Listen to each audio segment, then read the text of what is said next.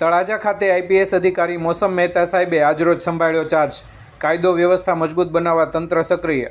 તળાજા ખાતે આજે આઈપીએસ અધિકારી મોસમ મહેતા સાહેબે સત્તાવાર રીતે પોતાની ફરજનો ચાર્જ સંભાળ્યો છે।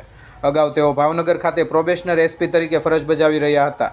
તળાજા ખાતે તેમની નિમણૂક થતાં પોલીસ તંત્રમાં નવી સ્ફૂર્તિ જોવા મળી રહી છે અને કાયદો વ્યવસ્થા વધુ મજબૂત બનાવવા માટે પોલીસ સક્રિય બનશે તેવી અપેક્ષા વ્યક્ત થઈ રહી છે।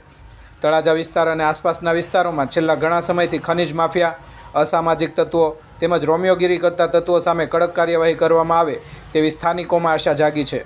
નવા આઈપીએસ અધિકારીના આગમનથી તળાજા શહેર અને ગ્રામ્ય વિસ્તારોમાં કાયદો અને વ્યવસ્થાની સ્થિતિ વધુ મજબૂત બનશે તેમજ ગેરકાયદેસર પ્રવૃત્તિઓ પર અંકુશ આવશે તેવી લોક માંગણી પણ ઉઠી રહી છે।